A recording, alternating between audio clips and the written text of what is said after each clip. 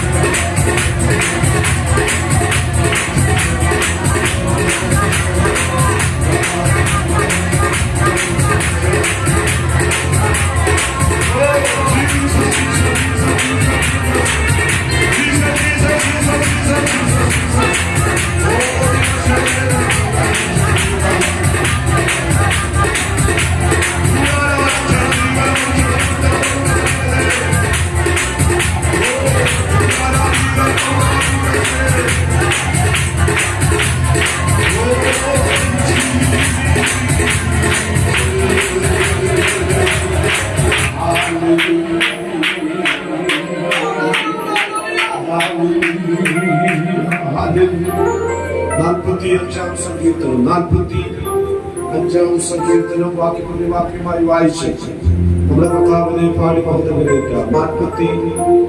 45 സങ്കീർത്തനം. യോഗ്യൻ നീ യേശുവേ, സ്തുതികൾക്കു യോഗ്യൻ നീ, യോഗ്യൻ നീ, യോഗ്യൻ നീ, ദൈവകുഞ്ഞാടേ നീ യോഗ്യൻ, യോഗ്യൻ നീ യേശുവേ, സ്തുതികൾക്കു യോഗ്യൻ നീ, യോഗ്യൻ നീ, യോഗ്യൻ നീ, ദൈവകുഞ്ഞാടേ നീ യോഗ്യൻ, നിത്യമായി സ്നേഹിച്ചെന്നെ തിരുനിണത്താൽ വീണ്ടെടുത്തു, നിത്യമായി സ്നേഹിച്ചെന്നെ തിരുനിണത്താൽ വീണ്ടെടുത്തു, ഉയർന്നവേ ജീവിക്കുന്നു, മരണത്തെ ജയിച്ചവനേ,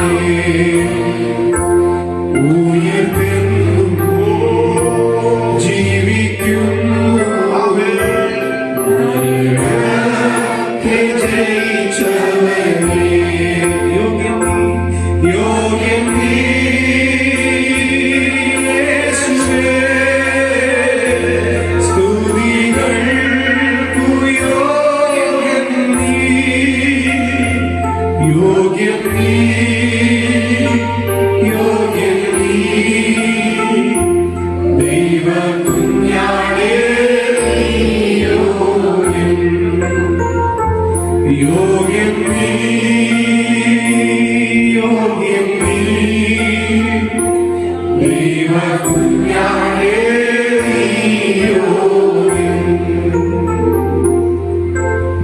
45 സങ്കീർത്തനം. എന്റെ ഹൃദയം ശോഭജനത്താൽ കവിയുന്നു, എന്റെ ഹൃദയ രാജാവിന് വേണ്ടിയുള്ളതെന്ന് ഞാൻ പറയുന്നു. എന്റെ നാമ സമർത്ഥനായ ദൈവന്റെ എഴുത്തുപോലാകുന്നു.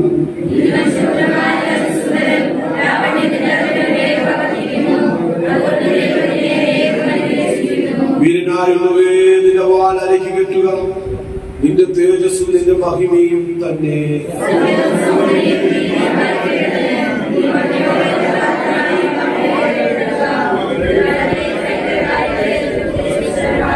നിന്റെ അസ്ത്രങ്ങൾ മൂർച്ചയുള്ളവയാകുന്നു, ജാതികൾ നിന്റെ കീഴിൽ വീഴുന്നു, രാജാവിന്റെ ശത്രുക്കളുടെ നെഞ്ചത്ത് അവ തറയ്ക്കുന്നു.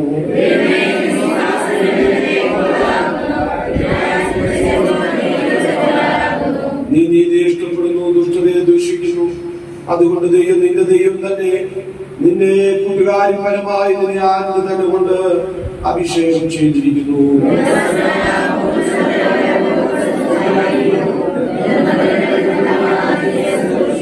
നിന്റെ സ്ത്രീരത്നങ്ങളുടെ കൂട്ടത്തിൽ രാജകുമാരികളുണ്ട്, നിന്റെ വലതു ഭാഗത്ത് ഒരു അന്യോഫിൽ തങ്കമണിഞ്ഞ് നിൽക്കുന്നു.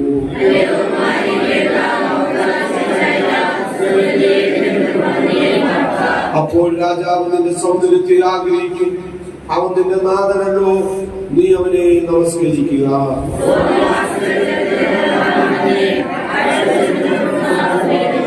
അന്തപുരത്തിലെ രാജകുമാരി ശോഭാപരിപൂർണയാകുന്നു, അവിടെ വസ്ത്രം പൊൻകസവ് കൊണ്ടുള്ളത്.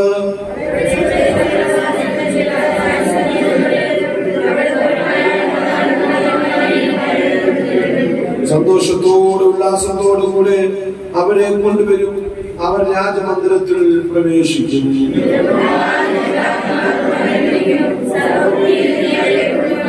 17 വാക്യം ചേർന്ന് വായിക്കാം. അതുകൊണ്ട് നമ്മുടെ വിശുദ്ധ കരപീർത്തി കർത്താവിന് മഹത്വം കരയേറ്റാം. സങ്കീർത്തനക്കാരൻ 16-17 വാക്യത്തിൽ പറയുന്നു, നിന്റെ പുത്രന്മാർ നിന്റെ പിതാക്കന്മാർക്ക് പകരമിരിക്കും, സർവഭൂമിയിലും നീ അവരെ പ്രമുഖന്മാരാക്കും. ഞാൻ നിന്റെ നാമത്തെ എല്ലാ തലമുറകളിലും ഓർക്കുമാറാക്കും. അതുകൊണ്ട് ജാതികളെങ്കിലും നിനക്ക് സ്തോത്രം ചെയ്യും. ഇന്ന് പകരം തലമുറയായി അവിടുത്തെ നാമത്തെ ഉയർത്തുക, ദൈവസാന്നിധ്യത്തെ അറിയിക്കുവാൻ അവിടെ നമുക്ക് ഒരുക്കുന്ന അവസരങ്ങളിൽ സ്തോത്രം ചെയ്യാം. ഹല്ലേലൂയ. പരിപാലനായ കർത്താവ് നമുക്ക് വേണ്ടി വേഗിപ്പാൻ അവിടുത്തെ ഇറങ്ങി വരുന്ന മഹത്സുദിനത്തെ അവിടുത്തെ വരവിനെ ഓർത്ത് കർത്താവിൽ പ്രത്യാശ വെക്കാനിടയായി തീരട്ടെ. ഈ മണ്ണിലെ എല്ലാ അവസ്ഥകൾക്കും വ്യതിയാനം വരുത്തുക. രാഷ്ട്രീയമായ പ്രൗഢഗംഭീരമായ അനുഭവങ്ങളോടുകൂടെ നമ്മളെ എതിരേൽക്കുക, വേലിയടിക്കുക. നമ്മുടെ കർത്താവ് മധ്യാകാശത്ത് വെളിപ്പെടാക്കുന്നു. കരങ്ങളിരിക്കുന്ന വിശുദ്ധ വേദോസിത്താരമേക്ക് കരങ്ങളടിച്ച് ചേർന്ന് പാടി നമ്മുടെ കർത്താവിനെ പാടി മഹത്വകരേറ്റാം. എല്ലാവർക്കും അറിയാത്തൊരു പാട്ട് ചേർന്ന് കർത്താവിനെ പാടി മഹത്വകരേറ്റുവാൻ തീരട്ടെ. പാടി ഞാൻ രക്ഷിതാവിനെ കൂടെ എപ്പോഴും തൻ കൃപയും ആശ്രയിക്കും എല്ലാ നാളും ഞാൻ. അവരെ കരങ്ങളടിച്ച് ചേർന്ന് പാടി ദൈവത്തിന് മഹത്വകരേറ്റുവാൻ.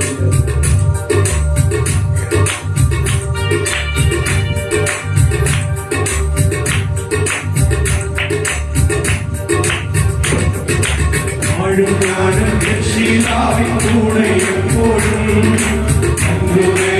ആശ്രയിക്കും എല്ലാ നാളും ഞാൻ രക്ഷിതാവിൻ കൂടെ എപ്പോഴും ആശ്രയിക്കും എല്ലാ നാളും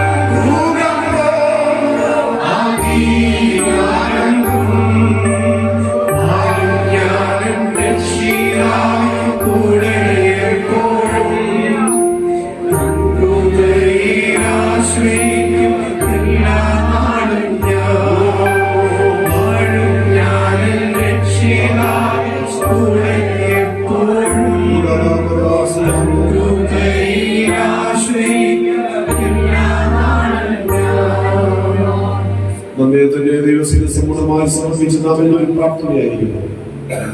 ശുശ്രൂഷകാരികളിനായ പരിശുദ്ധാത്മാവിന്റെ സാന്നിധ്യം വ്യക്തിപരമായി നാം അനുഭവിച്ചറിയേണ്ടതില്ല.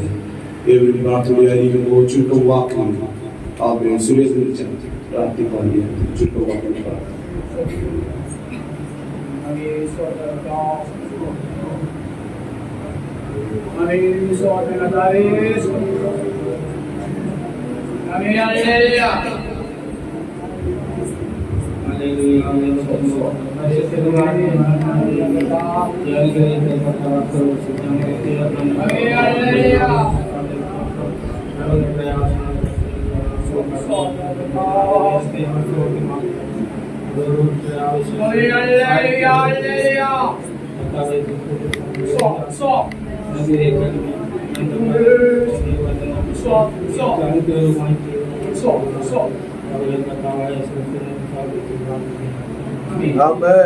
എല്ലാവർക്കും ദൈവസന്നിധാനത്തിൽ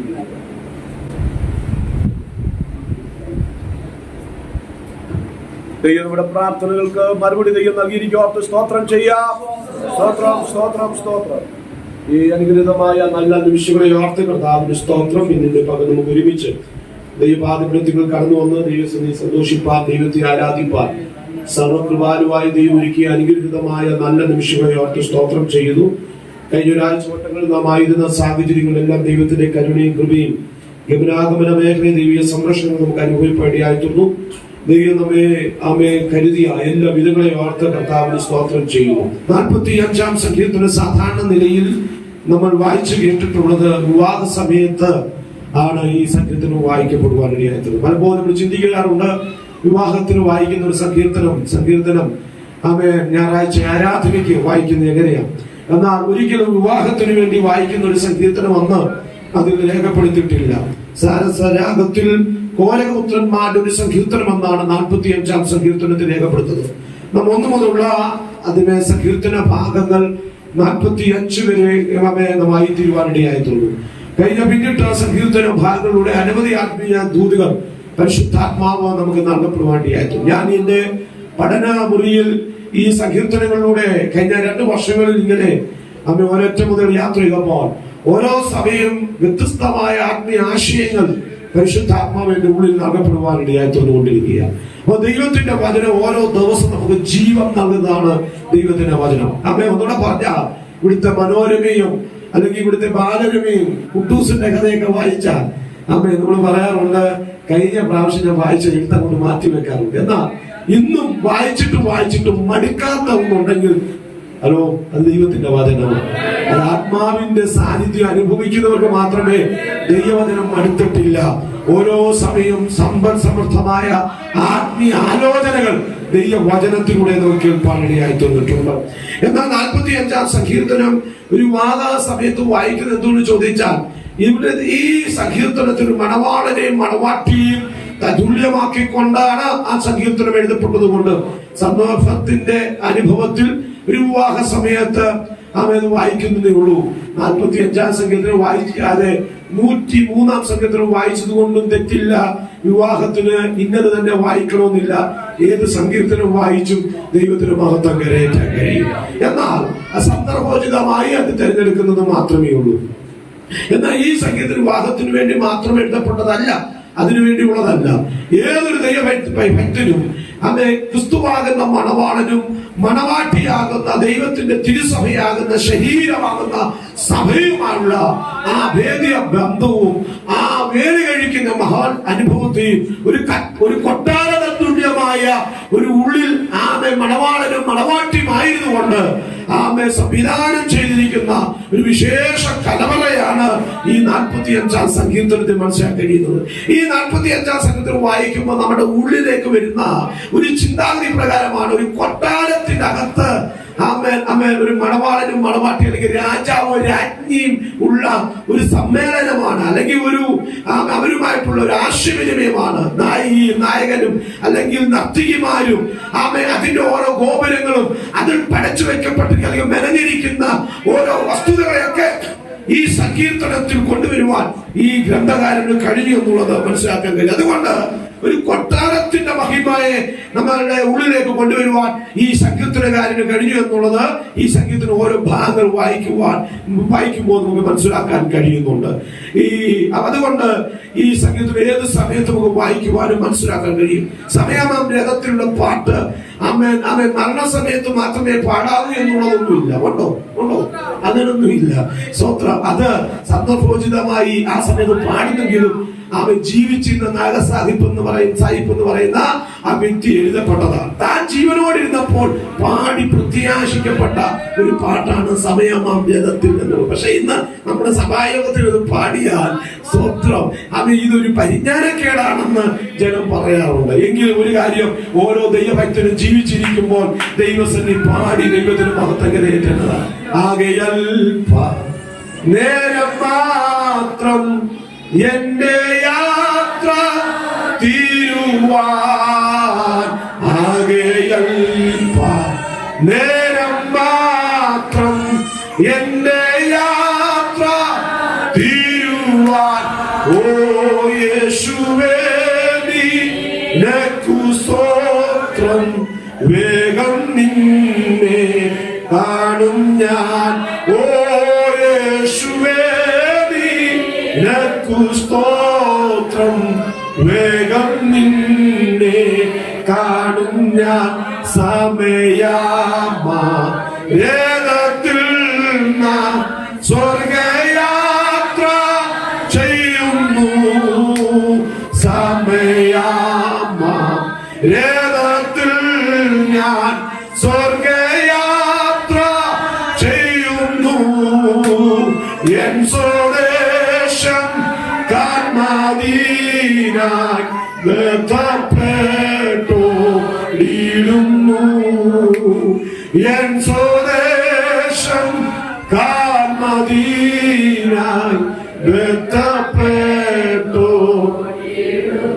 ഒറ്റയ്ക്കൊക്കെ പാടി ദൈവത്തെ സന്തോഷിപ്പാണ്ടിയാകണം. മരിച്ച ശേഷം മറ്റുള്ളവർ നമുക്ക് വേണ്ടി പാടുന്നതിനേക്കാൾ ജീവനോടിരിക്കുമ്പോൾ ഇതൊക്കെ ഇടയ്ക്കൊക്കെ പാടി ദൈവത്തിന് നന്ദി അർപ്പിപ്പാണ്ടിയാകണം. അപ്പോ പ്രത്യേകമായ സമയങ്ങൾക്ക് വേണ്ടി പറയപ്പെട്ട പാട്ടോ എഴുത്തുകളോ ഒന്നും പാട്ടുകളിലോ വാക്യങ്ങളോ ഇല്ല. ഏതു സമയത്തൊരു ക്രിസ്തു ഭക്തന് ദൈവത്തിന് പാടി ആരാധിപ്പാൻ കഴിയും. കരങ്ങൾ ഉയർത്തി കർത്താവിന് സ്തോത്രം ചെയ്താട്ടെ. ഈ 45-ാം സങ്കീർത്തനത്തിൽ ഈ ഗ്രന്ഥകാരൻ ഈ ഭാഗത്ത് 3ആയിട്ടാണ് തരംതിരിക്കപ്പെടുക. ഒന്ന് ലേഖകന്റെ അഭിമുഖമാണ് ഈ സങ്കീർത്തനത്തിൽ നമുക്ക് മനസ്സിലാക്കാൻ കഴിയുന്നത്. തന്റെ അഭിമുഖത്തിൽ താൻ പറയുന്നത്, അഭിമുഖത്തിൽ എന്ന് പറയുന്നത് താൻ ഒരു ഓഡിയൻസിനെ മുഴുവനും ആത്മാവി കണ്ടിട്ട് പ്രകാരം പറയുന്നു. ഒരു ഓഡിയൻസിനോട് മൊത്തത്തിൽ പ്രബോധനപരമായി താൻ പറയുന്നൊരു വാക്ക് ആ ഭാഗത്തുണ്ട്. 17-ാം വാക്യമാണ്, ഞാൻ നിന്റെ നാമത്തെ എല്ലാ തലമുറകളിലും ഓർക്കുമാറാക്കും. അതുകൊണ്ട് ജാതികൾ എന്നേക്കും നിനക്ക് എന്ത് ചെയ്യും? താന് മറ്റുള്ളവരെ അഭിസംബോധന ചെയ്ത് അഭിമുഖമായിട്ട് തനിക്ക് പറയാനുള്ള വസ്തുത എന്തെന്ന് ചോദിച്ചാൽ, ഞാൻ നിന്റെ നാമത്തെ എന്റെ ഈ തലമുറയെ മാത്രമല്ല എല്ലാ തലമുറകളിലും നിന്റെ നാമത്തെ ഞാൻ ഓർക്കുവാനിടയായിത്തീരും. ഇന്ന് പകൽക്കാലം വ്യത്യസ്ത പ്രായപരിധിയിലുള്ള ദൈവമൊക്കെ ഇതിന്റെ അകത്തുണ്ട്. വിവിധ ആണ്ടുകളെ കണ്ടവരുണ്ട്, വിവിധ സംവത്സരങ്ങളെ കണ്ടവരുണ്ട്, മാസങ്ങളെ കണ്ടവരുണ്ട്. ചിലർ പറയാറുണ്ട് നിന്നേക്കാൾ ഞാൻ 10 ഓണം ഉണ്ടതാണ് പറയാറുണ്ട്. ചിലർ പറയാറുണ്ട് നിന്നേക്കാൾ ഒത്തിരി ക്രിസ്മസ് കണ്ടതാ, നിന്നേക്കാൾ ഒത്തിരി ആണ്ടുകൾ കണ്ടതാ. പക്ഷെ ഒരു കാര്യം ഞാൻ പറയാം, ഓരോ യാമങ്ങളും ആണ്ടുകളും വർഷങ്ങളും കഴിഞ്ഞു പോകുമ്പോ നമുക്കും ഓരോരുത്തർക്കും പറയാനുള്ളത്, ഞാൻ എല്ലാ തലമുറകളിലും നിന്റെ നാമത്തെ ഞാൻ ഓർക്കുവാനിടയായിത്തീരും. എത്ര പേർ ഇന്ന് പകൽ പറയാൻ കഴിയുന്നുണ്ട്? എല്ലാ തലമുറകളിലും, എല്ലാ ആണ്ടുകളിലും, എല്ലാ സംവത്സരങ്ങളിലും ഞാൻ നിന്നെ ഞാൻ ഓർക്കുമാറാക്കും. സ്തോത്രം. ഈ ഭക്തൻ എല്ലാ തലമുറയിലും ദൈവത്തിന്റെ നാമത്തെ ഓർക്കുമ്പോൾ തന്റെ ഹൃദയത്തെ ദൈവത്തിന് വിട്ടുകൊടുക്കുകയാണ്. തന്റെ ഹൃദയം, തന്റെ വാക്ക്, തന്റെ കൃതി അല്ലെങ്കിൽ തന്റെ രചന എല്ലാം തനിക്കായിട്ടും അല്ല. അവിടെ പറയുന്നു, ഇതെല്ലാം എന്റെ ദൈവത്തിന് വേണ്ടിയാണ്. എല്ലാ തലമുറയിലും നിന്റെ നാമത്തെ ഓർക്കുമ്പോൾ തന്റെ നാവ്, തന്റെ ഹൃദയം തുടിക്കുന്നുണ്ട്, തന്റെ നാവ് ചലിക്കുന്നുണ്ട്, തന്റെ കരം ചലിക്കുന്നുണ്ട്, എഴുതുന്നുണ്ട്. തന്റെ രചനകൾ എല്ലാം ദൈവത്തിന് വേണ്ടിയാണ്. 45 സംഗീതം 1-ാം വാക്യം വായിച്ചേ. ഈ പറഞ്ഞ ഭാഗം അവിടെ രേഖപ്പെടുത്തിയിട്ടുണ്ട്. വായിക്കാം. എന്റെ ഹൃദയം ശുഭവചനത്താൽ കവിയുന്നു. അടുത്തത് വന്ന എന്റെ ഹൃദയം ദൈവത്തിനു വേണ്ടി. അടുത്തത് എന്റെ ഹൃദയം ശുഭവചനത്താൽ കവിയുന്നു. എന്റെ ഹൃദയം ദൈവത്തിനു വേണ്ടി. അടുത്തത് എന്റെ കൃതി രാജാവിന് വേണ്ടി. എന്റെ രചന എന്റെ ദൈവത്തിനു വേണ്ടി, മഹാരാജാവായ ദൈവത്തിനു വേണ്ടി. അടുത്തത് എന്ന് ഞാൻ പറയുന്നു. എന്റെ നാവ് സമർത്ഥനായ എന്റെ നാവ് എന്റെ ദൈവത്തിനു വേണ്ടി. ഇങ്ങനെ പറയാൻ ഈ ഭക്തന് കഴിഞ്ഞെങ്കിൽ എന്താണ് തനിക്ക് പറയാൻ കാര്യം? എനിക്കുള്ളതും എല്ലാം പ്രസ്താവിപ്പാനുള്ളതും എനിക്ക് ഉരുവിടുവാനുള്ളതും എനിക്ക് എഴുതുവാനുള്ളതും എനിക്ക് സംസാരിപ്പാനുള്ളതും എന്റെ ഹൃദയത്തിൽ ചിന്തിപ്പാനുള്ളതും മറ്റൊന്നുമല്ല, എനിക്ക് അങ്ങേ തന്നെയാണ്. ഇന്ന് പകൽക്കാലം ദൈവസന്നിധി കടന്നു വന്ന ദൈവമക്കളോട് ഞാൻ ആത്മാവിൽ പറയട്ടെ, നമ്മുടെ ഹൃദയം ദൈവത്തിന് വേണ്ടിയുള്ളതാകട്ടെ, നമ്മുടെ വാക്കുകൾ ദൈവത്തിന് വേണ്ടിയുള്ളതാകട്ടെ, നമ്മുടെ കൃതികൾ, നമ്മുടെ രചനകൾ ദൈവത്തിന് വേണ്ടിയാകട്ടെ. ദൈവത്തിന്റെ സാന്നിധ്യത്തെ, ദൈവത്തിന്റെ പദ്ധതികളെ, ദൈവത്തിന്റെ കൃപയെ, ദൈവത്തിന്റെ പദ്ധതിയെ വർണ്ണിക്കുവാൻ തക്കവണ്ണം നമുക്ക് നൽകിയ എല്ലാം ദൈവത്തിന് വേണ്ടിയായി തീരട്ടെ. എത്ര പേര് ഇന്ന് പകൽ അത് തിരിച്ചറിയുന്നുണ്ട്? ഈ ഹൃദയം നിറഞ്ഞു കവിയുന്നല്ലോ.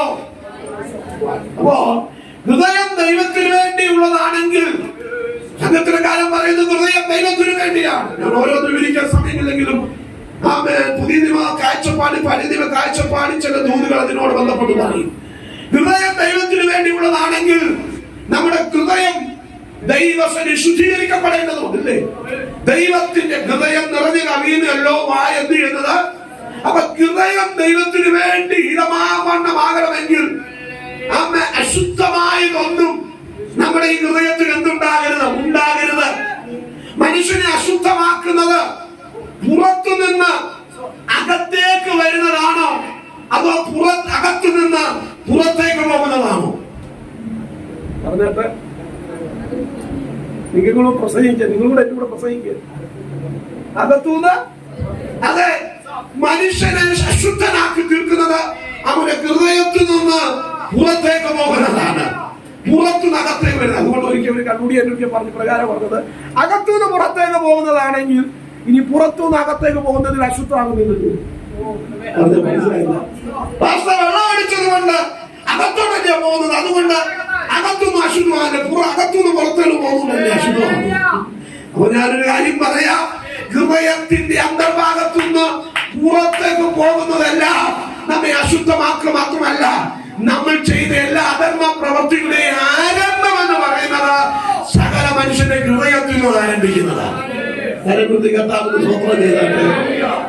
പല പ്രവൃത്തിയുടെ ആരംഭം എവിടെയാണ്? പല ചെയ്തിയുടെ ആരംഭം എവിടെയാണ്? എല്ലാം ആരംഭിക്കുന്നത് എവിടെയാണ്? ഹൃദയത്തിൽ നിന്ന്. അങ്ങനെയെങ്കിൽ ആമേ വചനത്തിന് തെറ്റുപറ്റിയിട്ടില്ല, ആമേ ഹൃദയം നിറഞ്ഞു കവിയുന്നല്ലോ. അപ്പൊ അങ്ങനെയെങ്കിൽ നല്ലത് ഹൃദയത്തിൽ സംഭരിച്ചു വെക്കട്ടെ. അതുകൊണ്ടാണ് മറിയ കേട്ട വായ്ത്തത്വം, ഹെബ്രീയ ദൂതരുടെ കേട്ട വായ്ത്തത്വം മറിയ എന്ത് ചെയ്തറിയാമോ? അവൾ ഹൃദയത്തിൽ സംഭരിച്ചു വെച്ചു. ഹൃദയത്തിൽ ആ വായ്ത്തത്വം അവൾ സംഭരിച്ചു വെച്ചത് കൊണ്ട് അടുത്ത പദം പറയാ, ആ ഹൃദയത്തിൽ സംഭരിച്ചു വെച്ച വായ്ത്തത്വം നിർവീര്യമായി തീരാതിരിക്കേണ്ടതിന് താൻ തന്റെ സാഹചര്യവുമായി അധികം ഇടപഴകാതെ വീട്ടിലുള്ളവരോട് അധികം തന്റെ ഹൃദയത്തിന്റെ കേട്ട വായ്ത്തത്വത്തെ മറ്റുള്ളവരോട് സംസാരിക്കാതെ ഈ വായ്ത്തത്വത്തെ മുളച്ചു വരുവാനുള്ള പരിസ്ഥിതിയുള്ള വ്യക്തിത്വങ്ങളിലേക്ക്, ദർശനമുള്ള വ്യക്തിത്വങ്ങളിലേക്ക്, വായ്ത്തത്വം കേട്ട വ്യക്തിത്വങ്ങളുടെ അരികിലേക്ക് മറിയ ഓടിച്ചെല്ലുവാനിടയായിട്ടുണ്ട്. നിങ്ങൾക്ക് എത്ര പേർക്ക് ദൂത് മനസ്സിലാകാതെ എനിക്കറിയില്ല. കാരണം ചോദിച്ചാൽ അവളോട് പറഞ്ഞ ദൈവത്തിന്റെ വായ്ത്തത്വം അവൾ ഹൃദയത്തിൽ സംഭരിച്ചു വെച്ചിട്ട് അവിടെ കുടുംബത്തിലുള്ളവരോടെല്ലാം പറഞ്ഞിരുന്നെങ്കിൽ അവൾക്ക് നിരുത്സാഹം ഉണ്ടായേനെ. കാരണം ബന്ധത്തിൽ ഏർപ്പെടാതെ ഒരു തലമുറ ഉണ്ടായെന്ന് പറഞ്ഞ് അവിടെ വിഷയം ഉണ്ടാക്കിയാൽ നിനക്കെന്തോ ഭ്രാന്ത് പിടിച്ചിരിക്കുന്നു, നീ എന്താണ് പറയുന്നത് പറഞ്ഞിട്ട് എന്റെ മാവനെ പറയും. ഇന്നത്തെ കാലത്താണെങ്കിൽ എവിടെയെങ്കിലും കൊണ്ട് മെന്റൽ ഹോസ്പിറ്റലിൽ കൊണ്ടിട്ടേനെ. കാരണം മാനുഷ്യമായി വിശ്വസിക്കാൻ കഴിയാത്ത ഒരു കാര്യമാണ് ദൂതൻ പറയുന്നത്. പക്ഷെ ഒരു കാര്യം, അവൾ കേട്ട വായ്ത്തത്വം മറ്റു കുടുംബത്തിലുള്ളവരോടോ വ്യക്തികളോടോ മറ്റാരോടോ പറയാതെ അവൾ എന്ത് ചെയ്യുന്നത്, തെക്കേ മലനാട്ടിലേക്ക് എലിസബത്തിന്റെ അരികിലേക്ക് ഓടിയെത്തിയിട്ട് അവളോട് വായ്ത്തത്വം കൈമാറി. ഇന്ന് പകൽ ഞാൻ ദൂത് പറയാ, ദർശനമുള്ളവരോട് നിന്റെ ദർശനം കൈമാറണം. അധികാരമുള്ള നാമത്തിൽ കാഴ്ചപ്പാടുള്ളവരോട് നിന്റെ കാഴ്ചപ്പാടുകൾ കൈമാറണം. സ്വപ്നമുള്ളവരോട് നിന്റെ സ്വപ്നം കൈമാറണം. ഒരേ ആത്മീയ നിലവാരത്തിലുള്ളവരോട് നിന്റേതായ ദർശനം കൈമാറുമ്പോ ആ ദർശനത്തെ പിടിച്ചു നിർത്താനുള്ള ആത്മീയ പരിസ്ഥിതി നിനക്ക് അവിടെ ലഭ്യമാകാൻ കഴിയും. ശക്തിയോടെ ദൈവത്തിന് അതിൽ വരുന്ന പരാജയോട് പറയാം. യോസഫ് ഒരു സ്വപ്നം കണ്ടു, ഹൃദയത്തിലൊന്നും ഇരുന്നില്ല. ഹൃദയത്തിലൊന്നും ഇരിക്കാതെ ആദ്യം പുള്ളിക്കാരൻ ആരോടാ പറഞ്ഞതെന്ന് അറിയാമോ? തന്റെ സഹോദരങ്ങളോട് പറഞ്ഞു, തന്റെ അപ്പനോട് പറഞ്ഞു, അമ്മയോട് പറഞ്ഞു. ഉടനെ എന്താ സംഭവിച്ചെന്ന് അറിയാമോ? അപ്പനും അമ്മയും ചോദിച്ചു, അയ്യോ ഞങ്ങൾ വന്ന് നിന്നെ എന്ത് ചെയ്യൂ? അടുത്ത സഹോദരന്മാരോട് പറഞ്ഞപ്പോ സഹോദരന്മാർ പറയാണ്, ഞങ്ങൾ വന്ന് നിന്നെ. ആ കേട്ട സ്വപ്നത്തിന്റെയും വായ്ത്തത്വവും മറ്റുള്ളവരെ കുടുംബത്തിലുള്ളവരും അതേ ദർശനത്തിനും കാഴ്ചപ്പാടിനും ഇല്ലാത്ത ജനത്തിന്റെ നടുവിൽ അത് വിളമ്പിപ്പോ സംഭവിച്ച പരിണിതഫലം അറിയാമോ? ഒരു പൊട്ടക്കിണറിന്റെ അനുഭവങ്ങളും തിക്താനുഭവങ്ങളും ഉളവായി. അത് ദൈവത്താൽ വന്ന് ഭവിച്ചാണ്. ചിലത് മനുഷ്യനാരും വന്ന് എഴുതുന്നുണ്ട്. അങ്ങനെയെങ്കിൽ അതിനുത്തമ ഉദാഹരണം മറിയാണ്. കേട്ട വചനം ഹൃദയത്തിൽ സംഗ്രഹിച്ചിട്ട് വായ്ത്തത്വമുള്ള എലിസബത്തിനോട് വിഷയം പറഞ്ഞപ്പോൾ എന്താ സംഭവിച്ചത് അറിയാമോ? മറിയുടെ വന്ദന സ്വരം കേട്ടപ്പോ എലിസബത്തിന്റെ ഉദരത്തിന്റെ പിള്ള. ഇന്ന് പകൽ ഞാൻ ദൂത് പറയാം, ആത്മനിറമുള്ള ഒരു വ്യക്തി ഹൃദയത്തിന് സ്തോത്രം പറഞ്ഞ ഹല്ലേലൂയ, അടുത്തിരിക്കുന്നവരെ കൈ കൊടുത്ത് സ്തോത്രം പറഞ്ഞ, അടുത്തിരിക്കുന്നവരെ ഒന്ന് ശക്തീകരിപ്പാൻ, അടുത്തിരിക്കുന്നവരെ ഒന്ന് ബലപ്പെടുത്താൻ, അടുത്തിരിക്കുന്നവർക്ക് ആത്മീയ ആവേശം പകരാൻ നിന്റെ സ്തോത്രത്തിന് കഴിയുന്നു. കരമെത്തി കത്താന്റെ സ്വന്തം അത് ഹൃദയംഗമായാണെങ്കിൽ, അത് ഹൃദയത്തിന്റെ ആഴത്തുള്ളതാണെങ്കിൽ, അത് ഹൃദയത്തിൽ നിന്ന് പുറത്തു വരുന്നതാണെങ്കിൽ നിർജീവമായിരിക്കുന്ന ചിലതിനെ അത് ശക്തീകരിക്കുന്നതായി തീരും. കരനോർത്തി കർത്താവിന്റെ സ്വത്രം. ചിലരുടെ ദൈവജന ശുശ്രൂഷകൾ, ചിലരുടേതായിരിക്കുന്ന പ്രാർത്ഥനകൾ, ചിലരുടെ പാട്ടുകൾ നിങ്ങൾ ശ്രദ്ധിച്ചിട്ടുണ്ടോ? സാധാരണ പാട്ടാണെങ്കിലും അത് അടുത്തിരിക്കുന്നവരെ ആത്മീയ ചൈതന്യം ഉളവാക്കുന്ന നിലയിലേക്ക് മാറാൻ കാരണം ചോദിച്ചാൽ, അത് പ്രത്യാശ നിർഭരമാകാൻ കാരണം ചോദിച്ചാൽ, ഹൃദയത്തിന്റെ അന്തർഭാഗത്ത് നിന്ന് ഒഴുകി വരുന്ന ശബ്ദമായതുകൊണ്ട് അത് മറ്റുള്ളവരെ ചലനാത്മകമാക്കി തീർക്കും. ചില മെസ്സേജുകൾ ആത്മാവിന്റെ ചൈതന്യം അതിനകത്ത് വ്യാപരിക്കുമ്പോ അത് നിസ്സാര വാക്കുകളാണെങ്കിലും അതിനകത്ത് പരിശുദ്ധാത്മാവിന്റെ സ്വാധീനത കൂടെ വെളിപ്പെടുമ്പോ അടുത്തിരിക്കുന്നവരുടെ ആത്മീയ ചൈതന്യം ഉളവാക്കി തീർക്കും. എത്ര പേർക്ക് മകൾ മനസ്സിലാക്കുന്നുണ്ട്? ചില നിസ്സാര വാക്കുകൾ ചിലരെ ധൈര്യപ്പെടുന്നതായിട്ട് ഉണ്ടെന്ന് ചോദിച്ചാൽ, ഹൃദയത്തിന്റെ അന്തർഭാഗത്ത് ശുദ്ധീകരിക്കപ്പെട്ട ഹൃദയത്തിൽ നിന്ന് പ്രൊഡക്റ്റ് ചെയ്യുന്ന സ്ഥലം മറ്റുള്ളവരെ ചലിപ്പിക്കുന്നതായി മാറണം. കർത്താവിന് സ്വന്തം ചെയ്താണ്. അതുകൊണ്ട് നമ്മുടെ ഹൃദയം ദൈവത്തിന് വേണ്ടിയുള്ളതാണ്. പുറമെ മാത്രമല്ല, വാക്ക് മാത്രമല്ല, നമ്മുടെ ഹൃദയം ദൈവത്തിന് ഏകാഗ്രതയുള്ളവരാണ്.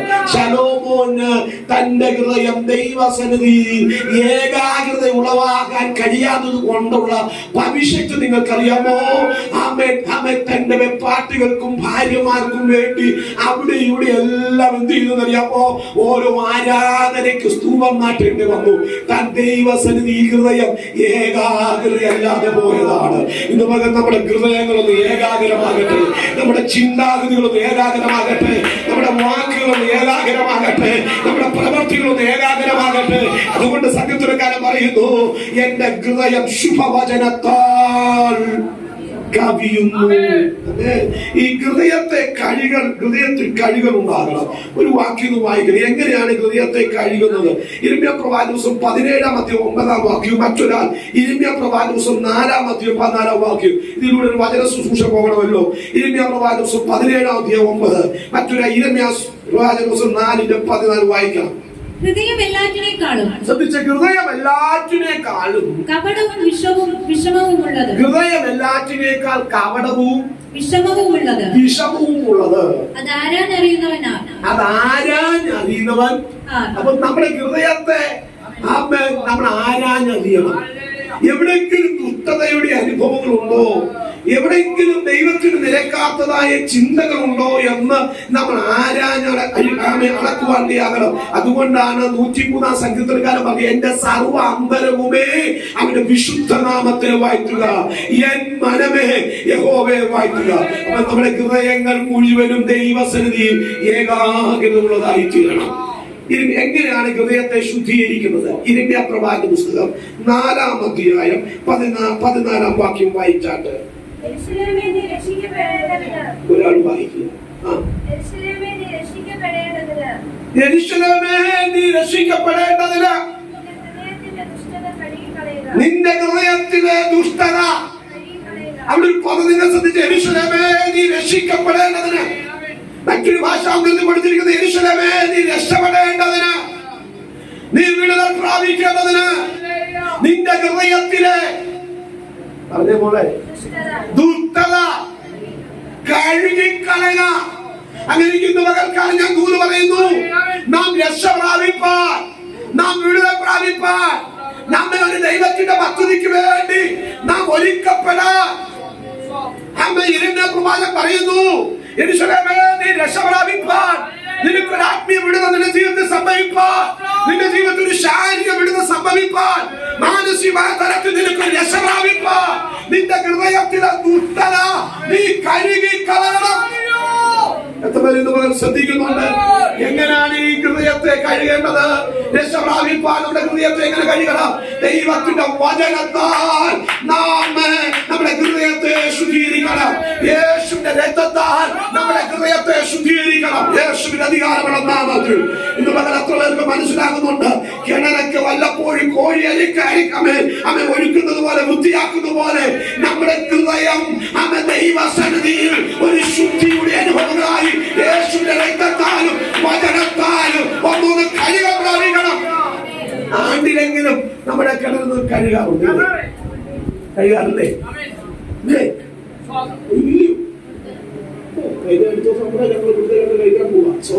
ഞാൻ പറഞ്ഞ കാര്യം എന്തിനാ?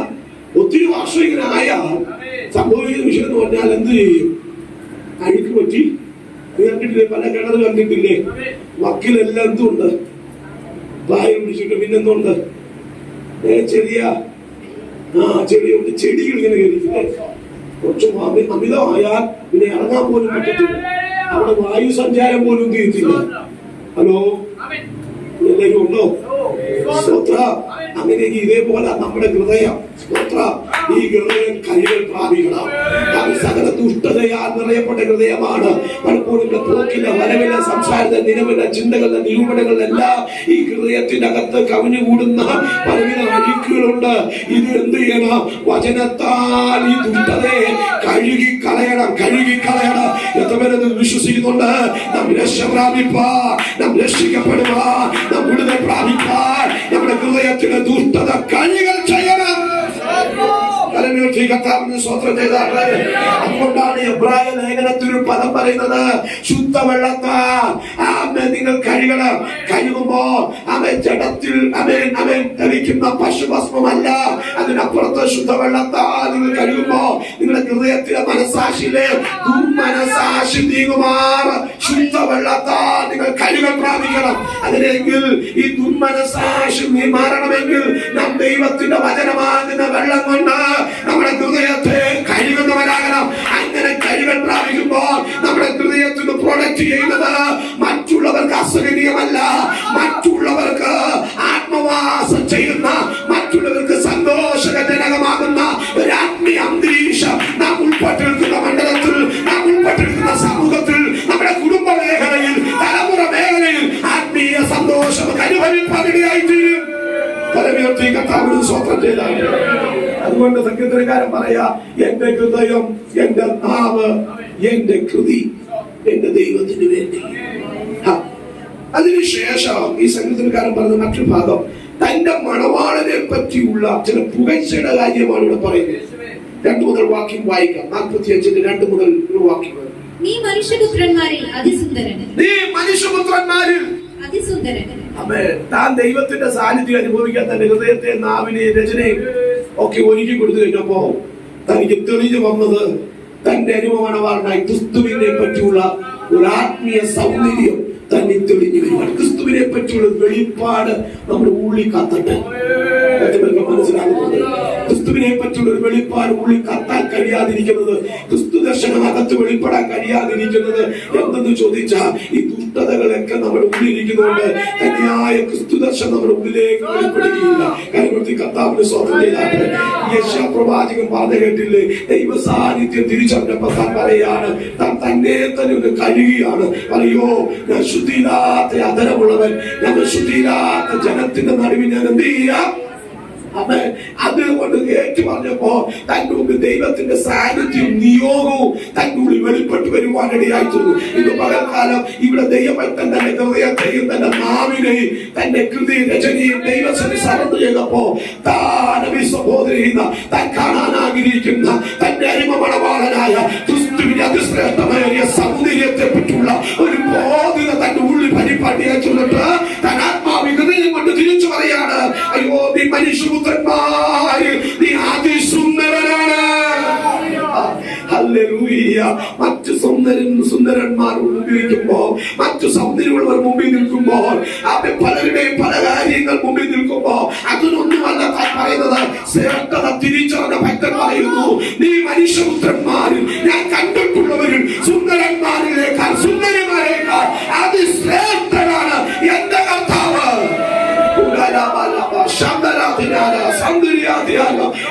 വിശ്വസിക്കുന്നുണ്ട്.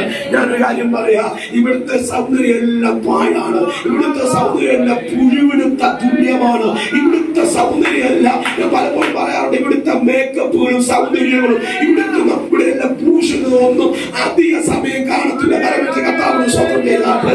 ഹല്ലേലൂയ. എന്നാൽ ഞാനൊരു കാര്യം പറയാ, അതിസുന്ദരനായ അമ്മ കറുത്തത് എങ്ങനെ വെളുക്കും?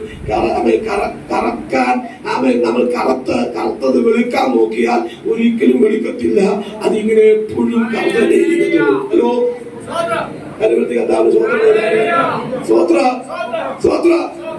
ചിലര് പറയാറുണ്ട്, ഞാൻ ഡൈ ചെയ്യുന്നില്ല.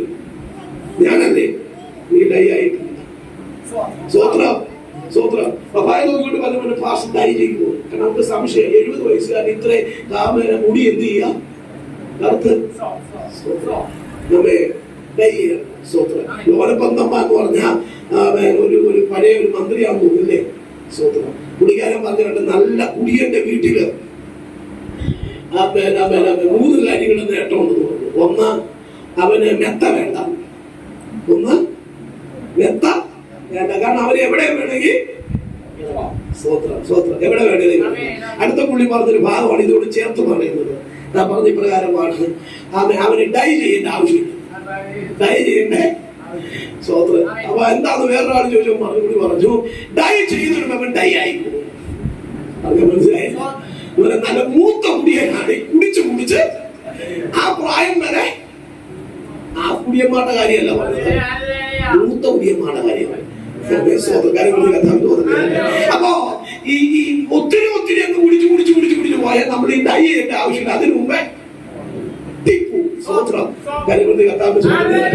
അപ്പോ ഇതിന്റെ ആവശ്യമില്ല. ഇതൊക്കെ നിമിഷങ്ങൾക്ക് പറ്റിയും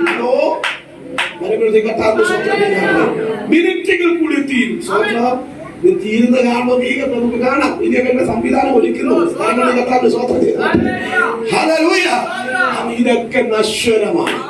പക്ഷേ ഈ സങ്കീർത്തനക്കാരൻ പറയാ, ഞാൻ കണ്ടിട്ടുള്ളവരിലേക്കാൾ മനുഷ്യപുത്രന്മാരിൽ അതിസൗന്ദര്യനായ ഒരുവനേ ഉള്ളൂ, എന്റെ കർത്താവ് മാത്രമാണ്. എത്രപേർക്ക് ഇന്ന് പകരം പറയാൻ കഴിയുന്നുണ്ട്, ഞാൻ കണ്ടിട്ടുള്ളവരിൽ വെച്ച് ഏറ്റവും അതിസൗന്ദര്യം എന്റെ കർത്താവാണ്? എത്രപേർക്ക് പറയാൻ കഴിയുന്നുണ്ട്? അത് ഭാര്യ, എന്റെ മക്കളല്ല, ഭംഗികളല്ല, ഇവിടുത്തെ കാര്യമല്ല. പക്ഷെ ഇന്ന് പകൽക്കാലം നിനക്ക് വർണ്ണിപ്പാൻ കഴിയുന്നത് നിന്റെ കർത്താവിന്റെ സൗന്ദര്യത്തെയാണ്. ഒരിക്കൽ ശൂലേംകാരിയോട് അവളുടെ കൂട്ടുകാരിയെല്ലാം കൂട്ടുകാരികൾ ചോദിച്ചു, നിന്റെ മണവാളൻ അല്ലെങ്കിൽ നിന്റെ പ്രിയതമന് ഇത്ര സൗന്ദര്യം, അവന് എന്താ ഇത്ര വിശേഷത? അവനെന്താ ഇത്ര വിശേഷതയുള്ളൂ? പുള്ളിക്കാരി അവിടെ പറയാൻ തുടങ്ങി. ഒന്ന് വായിക്കണം, ഉത്തമഗീതം 5-ാം അധ്യായം. പെട്ടെന്ന് വായിക്കണം. ഉത്തമഗീതം അതിന്റെ 5-ാം അധ്യായം 9, 10, 16 വാക്യം വായിക്കാം. സ്ത്രീകളിൽ അതിസുന്ദരിയായുള്ളവരെ, നിന്റെ പ്രിയന് മറ്റു പ്രിയന്മാരെക്കാൾ എന്ത് വിശേഷതയുള്ളൂ? സുരേഖാരിയോട് ചോദിക്കുക, സ്ത്രീകളിൽ അവള് സുന്ദരിയല്ലേ? കൂട്ടുകാരി ചോദിച്ചു, അവൻ നിന്റെ പ്രിയന് മറ്റു പ്രിയന്മാരിൽ എന്താണ് വിശേഷതയുള്ളത്? ഉടനെ ശൂലേംകാരി പറഞ്ഞ പദം നിങ്ങൾ ശ്രദ്ധിച്ച്, നീ ഇങ്ങനെ ഞങ്ങളോട് ആണയിടേണ്ടതിന്, നീ ഇത്ര സാഹസം ചെയ്ത് അവനെ പറ്റി പല കാര്യങ്ങൾ പറഞ്ഞ് ഇത്ര ആണയിടേണ്ടതിന് നിന്റെ പ്രിയന് മറ്റു പ്രിയന്മാരെക്കാൾ എന്ത് വിശേഷതയുള്ളൂ? എന്റെ പ്രിയൻ വെണ്മയും ചുവപ്പുമുള്ളവൻ. അവൾ പറയാണ്, പ്രിയന്റെ സൗന്ദര്യം അനുഭവിച്ച പ്രിയതമയായ ശൂലേംകാരി പറയാണ്, എന്റെ പ്രിയൻ വെണ്മയും ചുവപ്പുമുള്ളവൻ. 10,000 പേരിൽ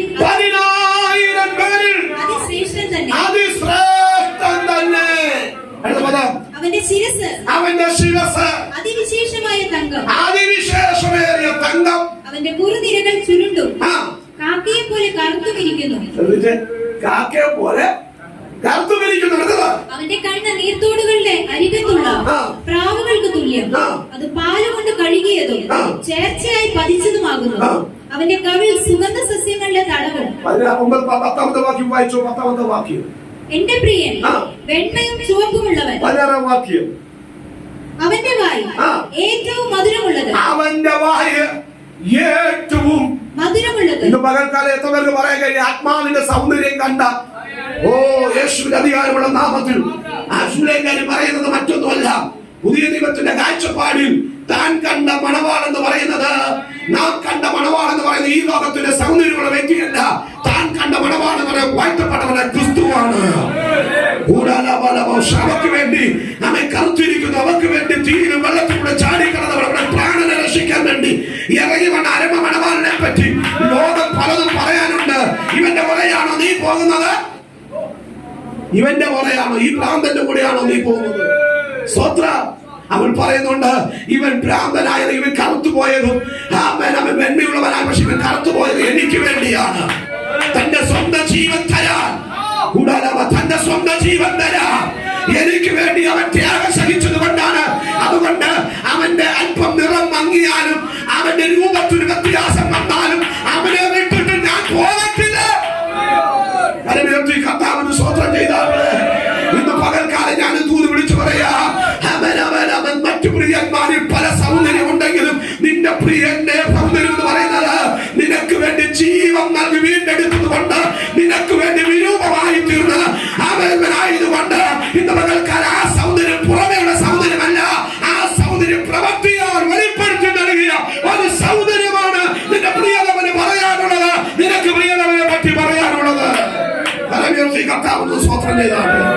അതുകൊണ്ടാണ് അവൾ പറഞ്ഞത്, നിനക്കത് കർത്തവനാണെങ്കിൽ അവൻ എനിക്ക് അതിസുന്ദരനാണ്. എത്ര പേർക്ക് മനസ്സിലാകുന്നുണ്ട്? അതുകൊണ്ടാണ് ഇവിടെ സംഗീതക്കാരൻ പറയുന്നത്, എന്റെ സുന്ദരൻ മറ്റു പുത്രന്മാർ, എന്റെ അവൻ മണവാളൻ മറ്റു പുത്രന്മാർ മറ്റു പുത്രിമാരിൽ സുന്ദരൻ. എത്ര പേർക്ക് പറയാൻ കഴിയുന്നുണ്ട് എന്റെ കർത്താവ് സുന്ദരനാണ്? വായിക്കൊണ്ടത് പറഞ്ഞാട്ടെ. എന്റെ കർത്താവ് അതിസുന്ദരനാണ്.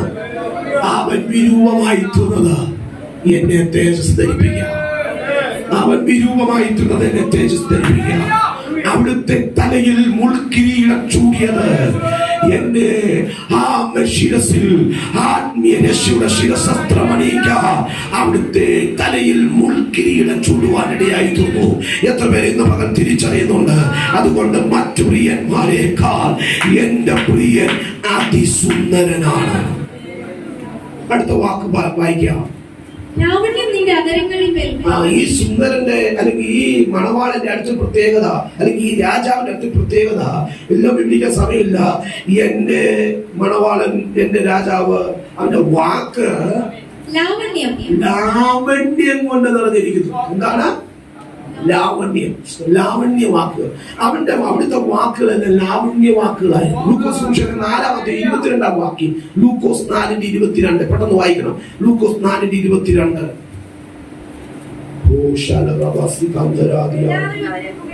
എല്ലാവരും അവനെ പുകഴ്ത്തി. അവന്റെ വായിൽ നിന്ന് പുറപ്പെട്ട ലാവണ്യ വാക്കുകൾ നിമിത്തം ആശ്ചര്യപ്പെട്ടു. യേശു കർത്താവിനെ പറ്റി പറയുന്നൊരു പദമാണ്. അവനെ കണ്ടപ്പോ എല്ലാവരും ആശ്ചര്യം പൂണ്ടു. ആശ്ചര്യം പൂണ്ടാനുള്ള കാരണം പറയുന്നു, അവന്റെ വാക്കുകൾ ലാവണ്യ വാക്കുകളായിരുന്നു. സ്തോത്രം. എന്താ ലാവണ്യ വാക്കിന്റെ പ്രത്യേകത ഞാൻ പറയാം. യൂദ തന്നെ ഒറ്റിക്കൊടുക്കുമ്പോഴും കാലമാടാ എന്നെ ഒറ്റിക്കൊടുത്തല്ലോടാ എന്ന് പറഞ്ഞില്ല. ഹല്ലേലൂയ.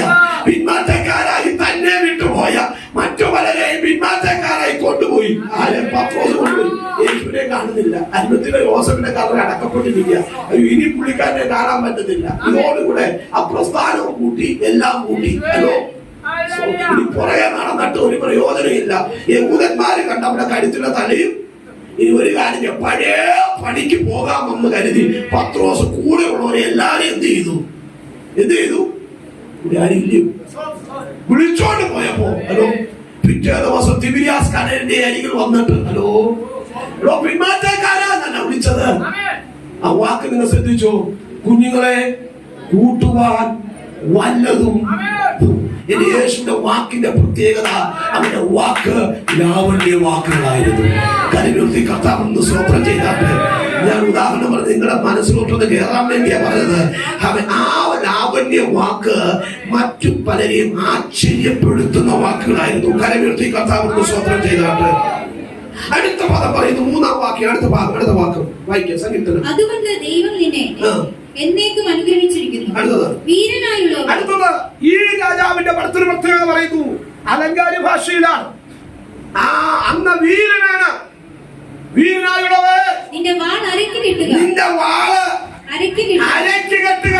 നിന്റെ തേജസ്. നിന്റെ വാൾ അരയ്ക്ക. ഇവിടെ പറഞ്ഞിരിക്കുന്ന വാൾ രാജാവിന്റെ അരയോട് ചേർന്ന് വാളെപ്പോഴും ഉണ്ട്. സമയമാകുമ്പോൾ വാളെടുക്കും. സമയമാകുമ്പോൾ കൽപ്പന പുറപ്പെടുവിക്കും. എന്താണ് ഈ വാൾ? ഈ വാൾ എന്ന് പറയുന്നത് പുതിയ നിയമവ്യവസ്ഥയിൽ ദൈവത്തിന്റെ വചനമാണ്. ഇബ്രാഹിം പറയുന്നു, ഇരുവാഴ്ചയിലുള്ള ഏത് വാളിനേക്കാളും മൂർച്ചയുള്ളതാണ് ദൈവത്തിന്റെ വചനം. അതിലേക്ക് ഇവിടെ പറയുന്നു, വീരനായുള്ളവർ നിന്റെ വാൾ അരക്കി കെട്ടുക എന്ന് പറഞ്ഞാൽ ഓരോ ദൈവഭക്തന്മാരും ഓരോ വീരന്മാരാണ്. ആരാണ് വീരന്മാർ? ദൈവത്തിന്റെ വചനം അനുസരിക്കുന്ന വീരന്മാരും ദൂതന്മാരുമായുള്ളവരെ യഹോവയെ വാഴ്ത്തുവിൻ. അതിലേക്ക് വീരന്മാർ ഇതിനകത്തുണ്ടെങ്കിൽ എന്താണ് വീരന്മാർ എന്ന് പറയാൻ കാരണം? ദൈവത്തിന്റെ വചനം ഏറ്റെടുക്കപ്പെട്ടിരിക്കുന്നവർ, ദൈവത്തിന്റെ ദൂതുവാഹികൾ, വചനത്തെ ഏറ്റെടുക്കപ്പെട്ടിരിക്കുന്നവർ, വചനത്തെ സംഭരിച്ചു വെച്ചിരിക്കുന്നവർ, വചനത്തെ പുറപ്പെടുവിക്കുന്നവരാണ് വീരന്മാരായിരിക്കുന്നവര്. അവരോട് പറയുന്നു, നിന്റെ അരയോട് ചേർന്ന് ഈ വാളുണ്ടായിരിക്കണം. ഏത് വാള്? ദൈവത്തിന്റെ വചനമാകുന്ന വാള് നിന്റെ അരയോട് ചേർന്നിരിക്കണം. ഇന്ന് പകൽ ശത്രുവിന്റെ സകല ആയുധത്തെ ഭേദിക്കാൻ പുതിയ വിശ്വാസികൾക്ക് ദൈവം നൽകിയ ആയുധങ്ങളെ അതിപ്രധാനമായ ആയുധമാണ് ദൈവത്തിന്റെ വചനമാകുന്ന ആയുധം. അതുകൊണ്ടാണ് എഫേസ്യർ ലേഖനത്തിൽ 6-ാം അധ്യായം പറയുന്നത്, സർവായുധ വർഗം ധരിപ്പി. അവൻ അരയിൽ സത്യം കെട്ടി ഇരുവാറ്റുള്ള ഏത് വാളിനേക്കാൾ മൂർച്ച ദൈവത്തിന്റെ വചനം വാളായി ഏറ്റെടുത്ത് അവൻ പരിചയാകുന്ന വിശ്വാസത്തിന്റെ പരിചയം ഏറ്റെടുത്ത് ശത്രുവിനോട് പോരാടാൻ നാം സർവായുധ വർഗം ഏറ്റെടുക്കുവാനിടയാകണം. ഈ നെഹെമ്യാവിന്റെ കാലഘട്ടത്തില് ഒരു കാര്യത്തിൽ കർത്താവ് സ്തോത്രം ചെയ്താണ്. പറഞ്ഞാത്തൊരു നേരവധി കർത്താവ് സ്തോത്രം ചെയ്താണ്. കുറച്ചുപേരൊക്കെ പൊക്കി സ്തോത്രം. അപ്പൊ ഇതിന്റെ ഇടയ്ക്ക് വരും. ഞാൻ ഇങ്ങനെ പറഞ്ഞ് പോകുമ്പോ ശ്രദ്ധിക്കുന്നു അറിയാൻ വേണ്ടിയാ. ആകപ്പാടും കൊണ്ട് സമയമുള്ളൂ. എങ്കിലും വചനം നിങ്ങൾ കേൾക്കണം. കരമത്തി കർത്താവ് സ്തോത്രം ചെയ്താണ്. സ്തോത്രം.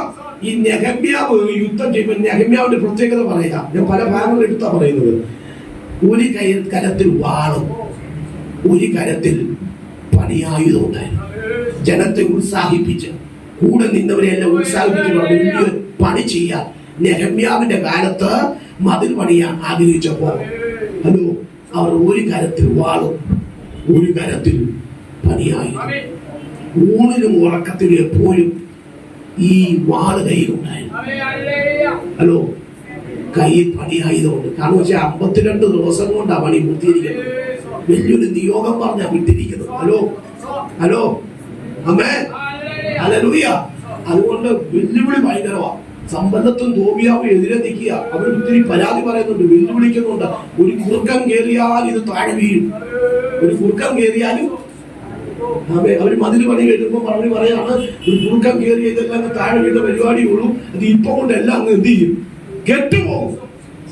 ഇതിന്റെ നടുവിലാണ് ഇവിടെ നെഹമ്യാവിനെ കൂട്ടനെ ദൈവം ശക്തീകരിച്ചിരിക്കുന്നത്. ഞാൻ ദൂത് കയറി വരുന്നതുകൊണ്ട് പരിശുദ്ധാത്മാവിനെ പറയുന്നു, ദൈവം നിന്നെ നിയോഗം ഏൽപ്പിച്ചിട്ടുണ്ടെങ്കിൽ, ഏതൊക്കെ ആരവാരങ്ങൾ അതിന്റെ പിന്നിലുണ്ടെങ്കിലും നിയോഗം ഏൽപ്പിച്ചത് ദൈവമാണെങ്കിൽ ഒരു കുറുക്കം കയറിയാലും കെട്ടുപോകുന്നതല്ല. ദൈവം നൽകിയ നിയോഗം. കരകെട്ടി കർത്താവിന് സ്വപ്നം ചെയ്താട്ട് എത്ര പേര് ഇത് മകൾ മനസ്സിലാക്കുന്നുണ്ട്? എന്നോളം പണം കൊടുത്തിട്ട് യേശു ഉയർപ്പിനെ തടയാൻ അന്നിന്റെ യഹൂദന്മാർ പരിശ്രമിച്ചു. നിങ്ങൾക്കറിയാമോ? കാരണം അവരെല്ലാം പറഞ്ഞത് ഇവൻ ഇനി ഉയർത്തെഴുന്നേൽക്കത്തില്ലെന്ന്. എന്നാ വേണ്ടുവോളം പണം കൊടുത്തു, പടയാളികളെ കാവൽ നിർത്തി. ഇനി വല്ലവനെ ഉയർത്ത് വന്ന് അവിടെ വെച്ച് ഹീച്ചണം. അവിടെ വെച്ച് ഹീച്ച് അകത്ത് വീട് ഇട്ടിരിക്കണം. പക്ഷേ ഇവർക്ക് നേരെ നിൽക്കാൻ പറ്റില്ല. കാരണം ചോദിച്ചാൽ ആ പുനരുത്ഥാനത്തിന്റെ ശക്തി അവരിന്റെ കീച്ചാൻ നിന്നവരൊക്കെ കവണ് വീണിരിക്കുക. കാര്യത്തിൽ കർത്താവിന് സ്വതന്ത്രം ചെയ്താട്ട് കൂടാരമാണ് ഇന്ന് പറഞ്ഞാൽ ആരോടൊക്കെ പരിശുദ്ധാത്മ ദൂത് കയറി വരുന്നുണ്ട്. ഇന്ന് പകൽക്കാർ ആരോടൊക്കെ പരിശുദ്ധാത്മ ദൂത് പറയുന്നു. ദൈവത്തിന്റെ പദ്ധതിക്ക് വിരോധമായി നിന്റെ കുടുംബത്തിന്, തലമുറയ്ക്കെതിരെ, നിന്റെ ആത്മീയ മണ്ഡലങ്ങൾക്കെതിരെ വാചരിക്കുന്ന വാചാരം പറയുന്ന, വെല്ലുവിളിച്ച് നിൽക്കുന്ന വാചാരം പറയുന്ന ചില വെല്ലുവിളികളുടെ നടുവിൽ ഇന്ന് പകൽക്കാലം പരിശുദ്ധാത്മ പറയുന്നു, അടവരിൽ കുറുക്കം കയറിയ വീഴുന്നതല്ലെന്ന്. പടയാളിയുടെ സന്നാഹങ്ങളുടെ നടുവിൽ വിടുതലിനെ തടയാൻ കഴിയുന്നതല്ല. പണം കൊടുത്താൽ ഇത് ഒതുക്കാൻ കഴിയുന്നതല്ല. ഇന്ന് പകൽ പണത്തിന് മീതെ, മാനുഷ്യ ശക്തിക്ക് മീതെ, കല്ലുകൾക്ക് മീതെ, മനുഷ്യൻ വെച്ച് ഉരുട്ടി വെച്ച കല്ലുകൾക്ക് മീതെ അവർ പകരുന്ന ഒരു നിയോഗമാണ് ദൈവശക്തി. വിശ്വസിക്കുന്നുണ്ട്. നിന്റെ കുടുംബത്തെ പറ്റി ദൈവത്തിന് പദ്ധതി ഉണ്ടെങ്കിൽ, നിന്റെ തലമുറയെ പറ്റി ദൈവത്തിന്റെ പദ്ധതി ഉണ്ടെങ്കിൽ, കൈനുരുട്ടി വെച്ചിട്ട് ഇനി പുറത്ത് വരത്തില്ല ചിലതിനെ നോക്കി ശത്രു പറയുന്നെങ്കിൽ ഇന്നലെ ദൈവാത്മ പറയുന്നു, അതുക്ക് നീരെ വ്യാപരിക്കുന്ന അഭിഷേകമുണ്ട്. ശബ്ദ കരങ്ങൾ അടിച്ച് ആത്മാവിന് പോരാകട്ടെ. വചനം കേട്ടിട്ട് മാത്രം ഇരിക്കാനല്ല, ആ വചനത്തിന്റെ വ്യാപാരം എന്തിനാ പകൽ നിന്റെ വീടിനകത്ത് വ്യാപരിക്കട്ടെ, നിന്റെ ശുശ്രൂഷ വ്യാപരിക്കട്ടെ, നിന്റെ വ്യക്തിപരമായി കണ്ടെത്തി വ്യാപരിക്കട്ടെ. വാചാലങ്ങൾ മാറട്ടെ, അഭിപ്രായങ്ങൾ മാറട്ടെ, വാചാലത്തിന്റെ അനുഭവങ്ങൾ മാറട്ടെ.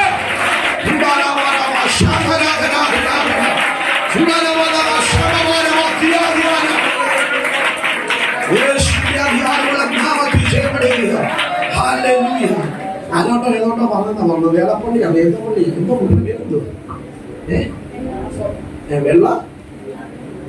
വെള്ളപ്പള്ളി അങ്ങനെ കണ്ടോ പറഞ്ഞത്.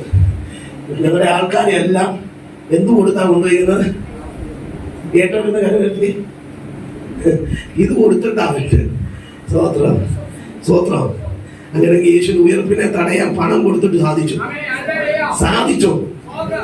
സ്വത്രം വിഷയം പറഞ്ഞ പുള്ളിക്കാരന്റെ വീട്ടിന്റെ പുള്ളിക്കാരൻ അനന്തരവൃത്തി കുടുംബമൊക്കെ വിശ്വാസത്തിൽ വന്നപ്പോഴാണ് പുള്ളിക്ക് ഇറക്കം വന്നത്. കാരണം കർത്താവിന് സ്വത്രം ചെയ്താണ്. ഇനി താമസിക്കാതെ പുള്ളിയും കൂടെ കയറി വരും. ഈ പറഞ്ഞവരെയൊക്കെ തമ്പുരാൻ മുമ്പിൽ കൊണ്ടുവന്ന് ദൈവത്തെ ആരാധിക്കുന്ന അനുഭവം ദൈവം. ഞാൻ ദൂത് പറയാ, ആത്മമണ്ഡലത്തിന് എതിരായി നിൽക്കുന്ന ഒരു ശത്രുവില്ല. മതത്തിന്റെ ശക്തിയില്ല, അധികാരത്തിന്റെ ശക്തിയില്ല. സകലത്തെ കീഴ്പ്പെടുത്തിയ ശക്തിയാണ് ഉയർപ്പിന്റെ ശക്തി, പുനരുത്ഥാനത്തിന്റെ ശക്തി. ഈ നാമത്തെ കച്ചുടയ്ക്കാൻ കയറി വന്ന പൗലോസിനെ ഡെമസ്കോസിന്റെ പടിവാലൊക്കെ വെച്ച് ചുറ്റിവിരുന്ന പ്രകാശാരണ ദൈവപ്രവൃത്തി വെളിപ്പെടുത്തിയെങ്കിൽ ഇന്ന് ദൂത് പറയുക, ഒരു മനുഷ്യന്റെ വാക്കു നിമിത്തം എല്ലാം ചൂടിപ്പോകുന്നതല്ല ഈ ദൈവവചനത്തിന്റെ ശക്തി.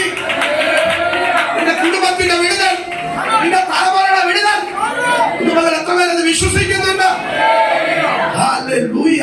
വീരനായുള്ളവേ, നിന്റെ വാൻ അരക്കി കെട്ടുക. എപ്പോഴും നീ യുദ്ധസന്നദ്ധനാകണം.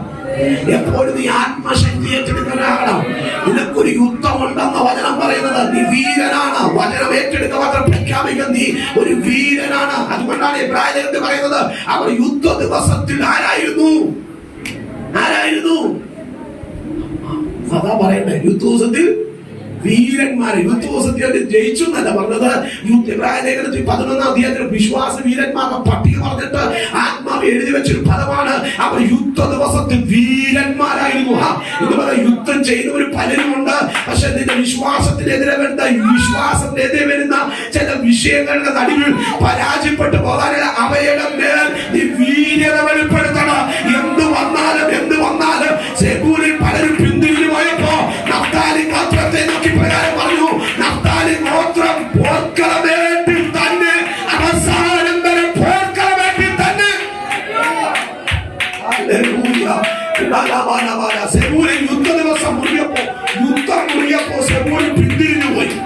യുദ്ധം കൊടുമിഴി വന്നപ്പോൾ സെബൂലി ഗോത്രം പിന്തിരിഞ്ഞു പോയി. എന്നാൽ നഫ്താലി ഗോത്രത്തെ നോക്കി പറയുന്നു, അവർ യുദ്ധത്തിൽ വീരന്മാരാണ്. അവർ യുദ്ധക്കളത്തിൽ തന്നെ. ജീവിച്ചാലും മരിച്ചാലും പട്ടുപോയാലും ഈ യുദ്ധക്കളത്തിൽ തന്നെ എന്ന് പറയാൻ ചിലർ ഈ ദിവസം ഇതിനകത്ത് എഴുന്നേൽക്കട്ടെ. ദൈവാത്മാവ് ചിലരെ പറ്റി അമ്മ പറയുന്നു, നിന്റെ വീടിനകത്തുണ്ടാകുന്ന ചില യുദ്ധങ്ങൾ, നിന്റെ സമൂഹത്തിലുണ്ടാകുന്ന യുദ്ധങ്ങൾ, നിന്റെ ഭവനത്തിലുണ്ടാകുന്ന യുദ്ധങ്ങളുടെ നടുവിൽ നീ തളർന്നു പോകാതെ ഇന്ന് വരെ ദൈവാത്മാവ് പറയുന്നത്, വീരത വെളിപ്പെടുത്ത്. ആത്മശക്തി വീരനായി നിൽക്കുക, ഉറച്ചു നിൽക്കുക.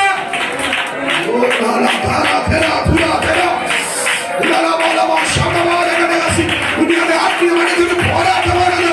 ആത്മീയമണ്ഡത്തിൽ വെല്ലുവിളിയാണത്. ആത്മീയമണ്ഡത്തിൽ യുദ്ധമാണത്.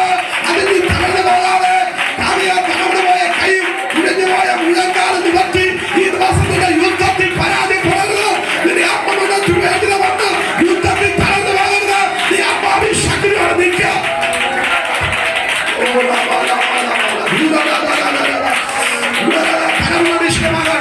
അത് വിനോദമാകട്ടെ. ഇതുവരെ ദൈവം പറയുന്നു, നിന്റെ വാൾ വീരനെ പോലെ അരയ്ക്ക് കെട്ടി.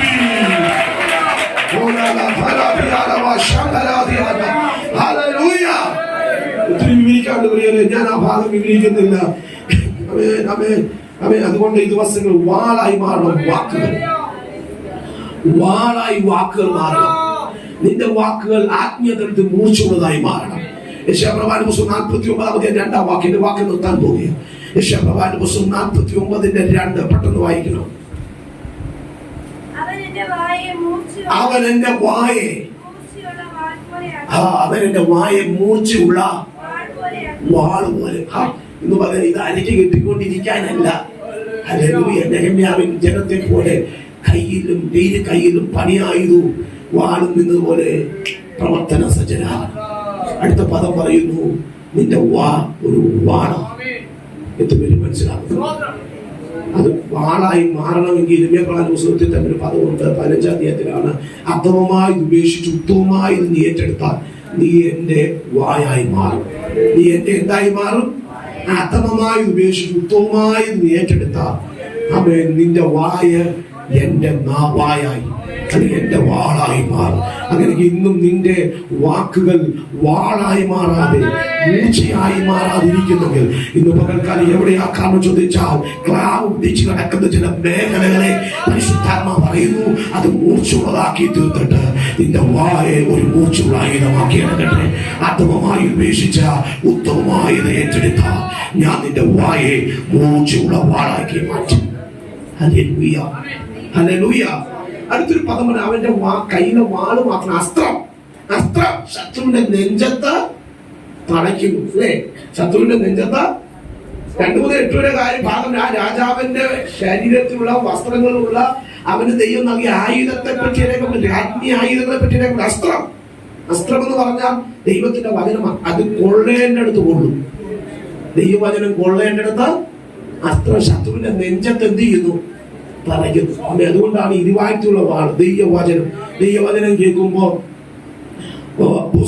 പദമുണ്ട്, കേട്ട വചനം കേട്ടു കഴിഞ്ഞപ്പോ അവരുടെ ഹൃദയത്തിൽ എന്ത് ചെയ്തെന്ന് പറഞ്ഞു?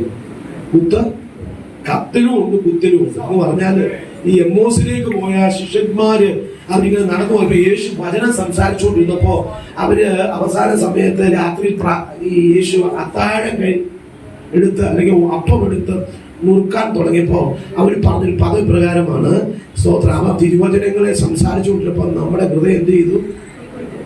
കത്തി. അപ്പം വചനം കേൾക്കുമ്പോൾ എന്തുണ്ട്? ഒരു കത്തന്. പത്രോസ് ആത്മശക്തി, ആവേശം അല്ലെങ്കിൽ ആത്മീയ അഭിഷേകം തന്നിൽ അപ്പോസ്തലപ്രവൃത്തി 2-ാം അധ്യായം മർക്കോസിന്റെ മാറിമുറി കൊടിയ കാറ്റോടുകൂടി പരിശുദ്ധാത്മാ തന്നെ വന്നപ്പോ അവരിൽ ഒരുവനെ പോലെ ഇറങ്ങി നിന്നിട്ട് അവൻ വചനം സംസാരിച്ചപ്പോൾ അവൻ അവിടെ അടുത്തൊരു പദം പറയുന്നു, കേട്ടവരിൽ വചനം എന്ത് ചെയ്തു എന്ന് പറഞ്ഞാൽ കുത്തു, ഹൃദയത്തിൽ എന്ത് ചെയ്തു? അപ്പൊ വചനം കത്തും, വചനം കുത്തും. പക്ഷെ കുത്തുന്നതും കത്തുന്നതും തളർത്താനല്ല, നിന്നെ കൂടുതൽ ശക്തിയുള്ളതാക്കി മാറ്റാം, നിന്നെ ഒരു അസ്ത്രമാക്കി മാറ്റാം, നിന്നെ ഒരു ശക്തി കേന്ദ്രമാക്കി മാറ്റാം. ശത്രുവിനോട് പടവൊരു തളർന്നു പോകാതെ, നീ നിലംപരിയാകാതെ, നിന്റെ വിശ്വാസം കെട്ടുപോകാതെ, ശത്രു മുമ്പിൽ നിന്നെ പിടിച്ചു നിർത്താൻ, നിന്നെ കത്തിച്ച് നിന്നെ ആത്മീയ മിനുക്കുമുള്ള ഒരു അസ്ത്രമാക്കി മാറ്റാം. ദൈവം ഒരുക്കുന്നതാണ് ഈ അനുഭവങ്ങൾ. എത്ര പേര് വിശ്വസിക്കുന്നുണ്ട്? അതുകൊണ്ട് ഇന്ന് പല ദൈവം തന്ന അസ്ത്രങ്ങളെ കെടുത്തി വെക്കാതെ, ദൈവം തന്ന അസ്ത്രങ്ങളെ കെടുത്തി വെക്കാതെ ആത്മാഭിഷേകത്തോടെ അസ്ത്രങ്ങൾ ശത്രുവിന്റെ നെഞ്ചത്ത് കയറുന്ന ദൈവം വചനമാക്കി മാറാൻ എത്ര പേര് തിരിച്ചറിയുന്നുണ്ട്? അതുകൊണ്ടാണ് മരുഭൂമി യേശു കർത്താവ് ഉപവസിച്ച ശേഷം മരുഭൂമിയിലേക്ക് ആത്മാവ് അല്ലെങ്കിൽ പിശാചനെ നടത്തി. ആ ഓരോ വാക്കിലൂടെ എടുത്തു വന്നു പിശാച്, പക്ഷേ വചനം കൊണ്ട് അവയെ ജയിച്ചു. വചനം കൊണ്ട് ജയിച്ചു. ഈ ദിവസങ്ങളിൽ ദൈവമക്കൾ വചനം ഏറ്റെടുക്കണം കേട്ടോ. ചില വെല്ലുവിളികളുണ്ട്, ചില പോരുകളുണ്ട്, ചില പോരാട്ടങ്ങളുണ്ട്. ചുമ്മാ പറഞ്ഞു പോവുകയല്ല കേട്ടോ. ഈ ദിവസങ്ങളിൽ ദൈവമക്കൾ ഏറ്റെടുക്കേണ്ട ദൈവത്തിന്റെ വചനമാണ്. വചനം കൊണ്ട് ചില വിഷയങ്ങളെ ആത്മാവ് ജയിച്ചെടുത്താൽ നിനക്കെതിരെ വരുന്ന ഓരോ ആയുധവും ഫലിക്കത്തില്ല. ശത്രു ഒരു വഴിയായി വരും, അവൻ 7 വഴിയായി എന്ത് ചെയ്യും? ഒരു 11 വാക്ക് നിർത്താൻ പോവുക. കൂട്ടുകാരിൽ പരമായി അവന്റെ ആന്റെ ദൈവം കൊണ്ട് ഈ അഭിഷേകം, രാജി അഭിഷേകം എന്ന് പറഞ്ഞാൽ ചെറുതല്ല. ഈ അഭിഷേകം എന്ന് പറയുന്നത് നിസ്സാരമല്ല. എന്താ? കൂട്ടുകാരി പരമായി ആനന്ദ തൈലം കൊണ്ട് അഭിഷേകം. ഒന്ന് വായിക്കണം, സ്തോത്രം, പെട്ടെന്ന് വായിക്കണം. 2 രാജാക്കന്മാരുടെ പുസ്തകം 9-ാം അധ്യായം 1 മുതൽ വാക്യം.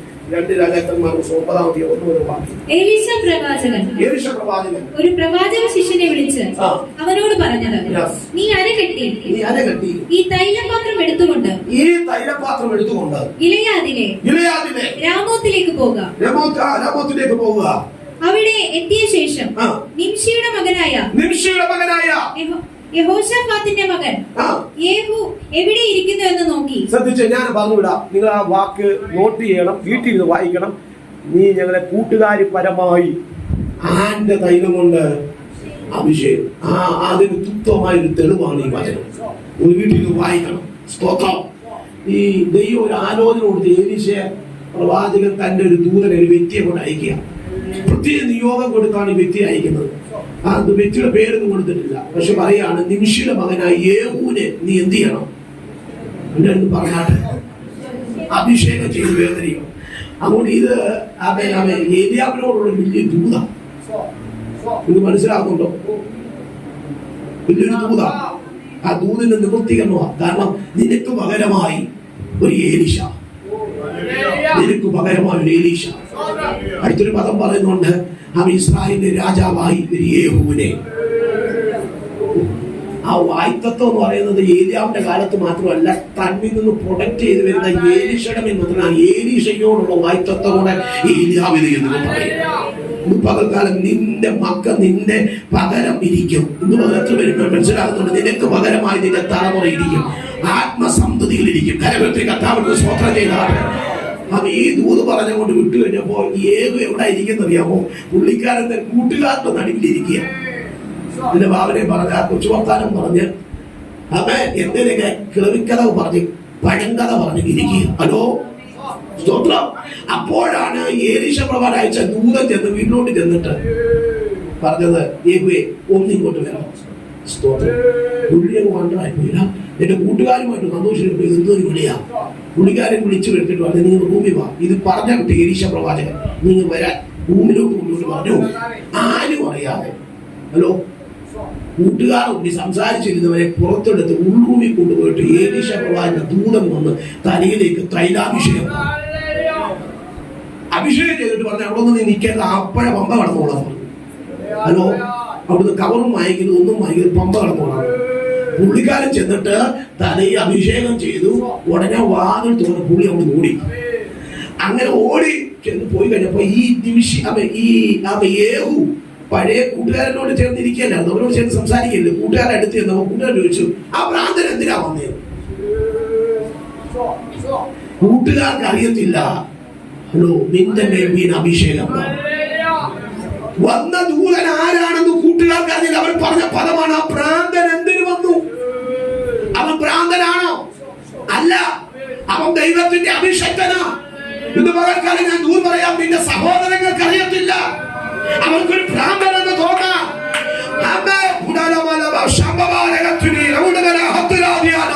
ഇന്ന് പകൽക്കാലം ഞാൻ ദൂർ പറയാ, അവർക്ക് തിരിച്ചറിയാൻ കഴിയത്തില്ല, അവർക്കൊരു ഭ്രാന്തനെ പോലെയാ ദൈവദൂതനെ തോന്നിയത്. പക്ഷേ ഒരു കാര്യം ഞാൻ പറയട്ടെ, അവൻ പറയാൻ അവൻ ഭ്രാന്തനല്ല, അവൻ എന്റെ മേൽ അഭിഷേകം ചെയ്യാൻ പോകുന്നതാ. എന്താ അഭിഷേകം ചെയ്തത്? പറഞ്ഞു, ഇസ്രായേലിന്റെ രാജാവാക്കി എന്നെ അഭിഷേകം ചെയ്തിരിക്കുക. എത്ര പേർക്ക് ദൂത് മനസ്സിലാകുന്നുണ്ട്? ഉടനെ ഈ ഭ്രാന്തെന്ന് വിളിച്ച പുള്ളികളുണ്ടല്ലോ, സഹോദരന്മാരെല്ലാം വസ്ത്രം ഇട്ടിട്ട് ഒരു ഗോവേനി പുറത്തു കയറിയിട്ട് ജനങ്ങൾ കേൾക്കെ അവര് പറഞ്ഞു, ഇസ്രായേലിന്റെ രാജാവായി യേഹു അഭിഷേകം ചെയ്തിരിക്കുന്നുവെന്ന്. ഇത് മകൻ ഞാൻ ദൂത് പറയാ, നിന്റെ കൂട്ടുകാരിൽ പരമായി നിന്നെ ആനന്ദ തൈലം കൊണ്ട് അഭിഷേകം ചെയ്യുന്നവനാണ് എന്റെ ദൈവം. വരുന്ന മകൾ ദൂത് മനസ്സിലാക്കുന്നുണ്ട്.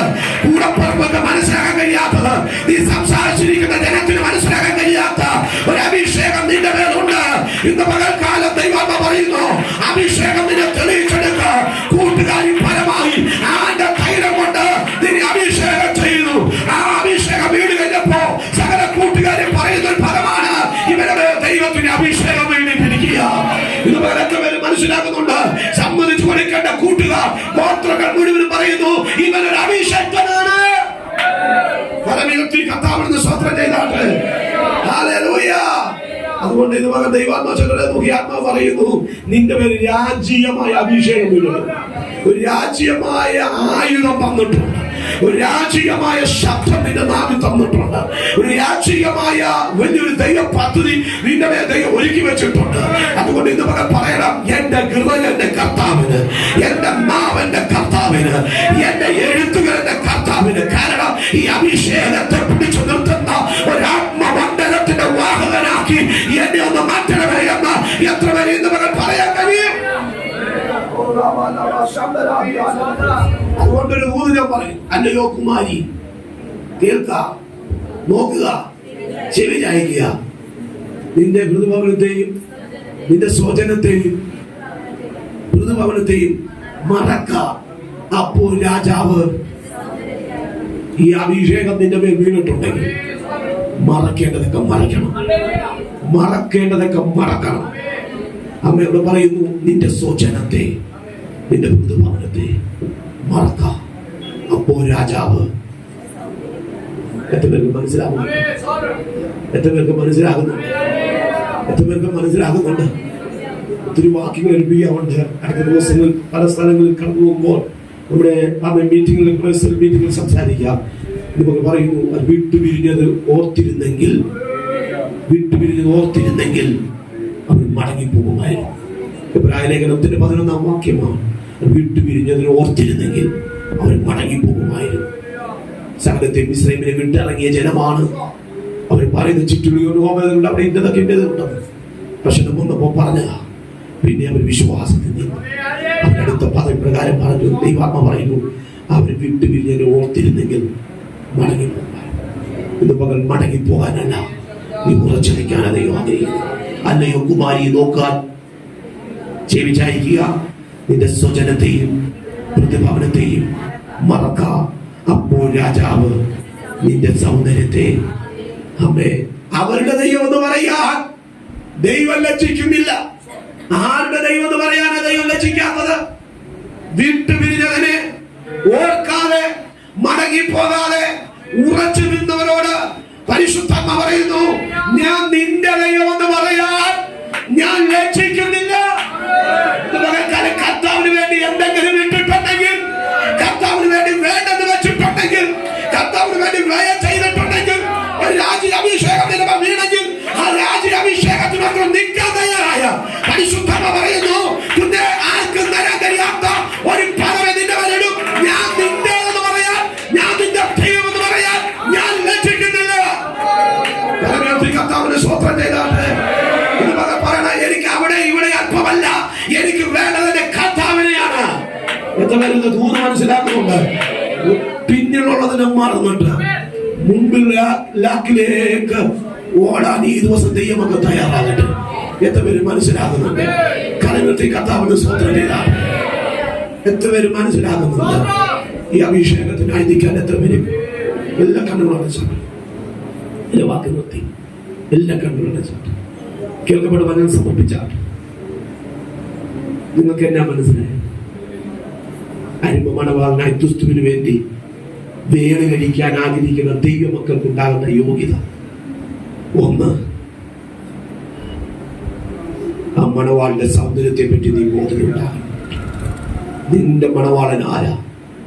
മറ്റു പുത്രന്മാർ മണവാളനേക്കാൾ നിന്റെ മണവാളിന് എന്താ വിശേഷത? അത് നീ ആദ്യം തിരിച്ചറിയണം. അതുകൊണ്ടാണ് സംഗീതക്കാരൻ പറഞ്ഞത് എന്റെ മണവാളൻ. ശൂന്യങ്കാരൻ പറയുന്നു എന്റെ മണവാളൻ 10,000 അതിശ്രേഷ്ഠൻ. നാട്ടുകാരും വീട്ടുകാരും കൂടെ നടന്നവരൊക്കെ ചോദിച്ചു, എന്താ ഇത്ര വിശേഷത? അവൻ ഇരുണ്ട നിറമായില്ലേ? അവനിങ്ങനെ മുഷിഞ്ഞ വസ്ത്രമായി നടക്കുന്നില്ലേ? എന്താ നിന്റെ മണവാളിന് ഇത്ര ശ്രേഷ്ഠത? അവൾ പറയും, എന്റെ മണവാളൻ എന്നെ തീയുന്നു വെള്ളത്തിന് വലിച്ചെടുക്കാം. അവൻ ചെയ്ത ത്യാഗം, അവന്റെ സൗന്ദര്യം ഞാൻ പുറമെയല്ല, അവന്റെ സൗന്ദര്യം ഞാൻ അകമയാണ്. അവന്റെ വായിൽ ലാവണ്യമുള്ള തരമുണ്ട്. അവിടുത്തെ വാൾ അരയോട് ചേർന്ന്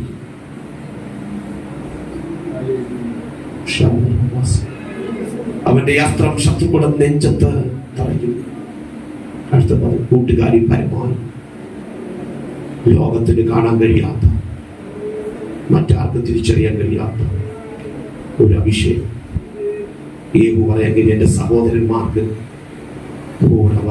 പകരാൻ കഴിയാത്ത, ഒറ്റയ്ക്ക് മാറ്റി നിർത്തി, ഒറ്റയ്ക്കാക്കി, കൂട്ടത്തിലല്ല ഒറ്റയ്ക്കാക്കി എന്നെ നിർത്തി എൻ്റെ തലമേൽ വീണ അഭിഷേകം. കൂട്ടുകാരി പരമായി എന്നെ ആദ്യം അഭിഷേകം ചെയ്തു. നിങ്ങളെ കൂട്ടുകാരൻ പരമായ ഒരു അഭിഷേകം നിന്റെ മേൽ വീണിട്ടുണ്ട്.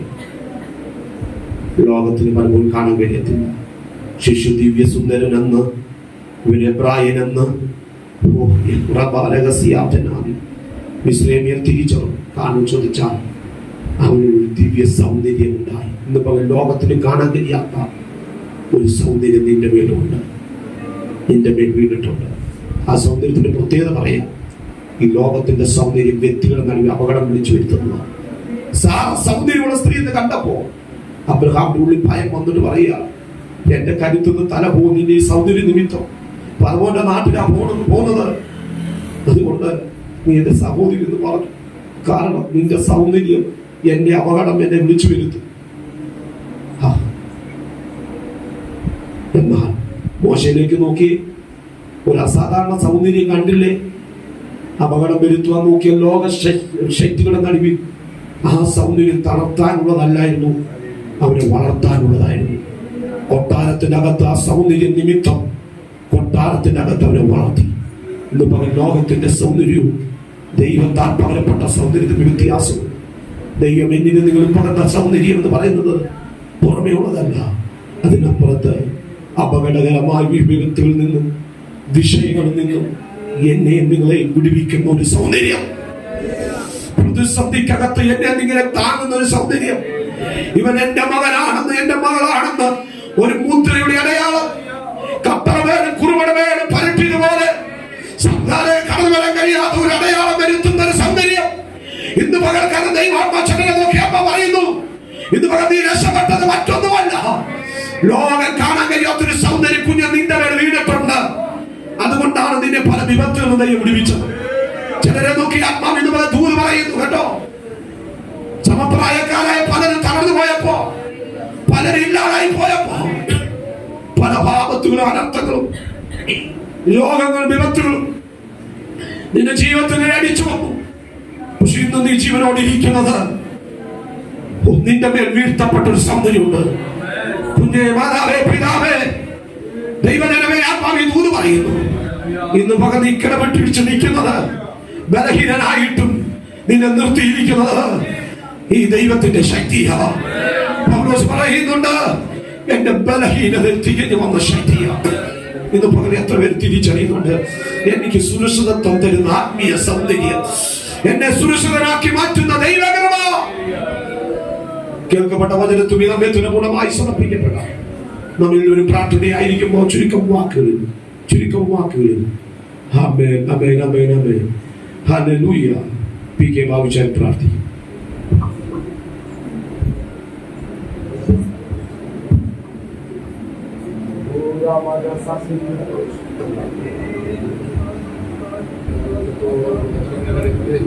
ക്ഷേമത്തോട് സൂക്ഷിച്ച് പരിപാലിച്ച് സഹായിച്ചവർക്കായി നന്ദിയോട് സ്തുതിക്കുന്ന കർത്താവേ, സ്തോത്രം. കർത്താവേ, സൂക്ഷിക്കണമേ. കർത്താവേ, ഇത് കടന്നു വന്നടുത്ത ജലത്തിനായി സ്തോത്രം. കർത്താവേ, എല്ലാവരെയും സഹായിച്ചനുഗ്രഹിക്കുമാറാകണമേ. നമ്മുടെ കാര്യങ്ങളിൽ സൂക്ഷിക്കണമേ എന്ന് പ്രാർത്ഥിക്കുന്നു. കർത്താവേ, പൈകൾക്കായി പ്രാർത്ഥിക്കുന്നു. കർത്താവേ, അവിടെ സ്കൂളൊക്കെ അനുഗ്രഹമായിരുന്നു. കർത്താവേ, ഇനി അവരുടെ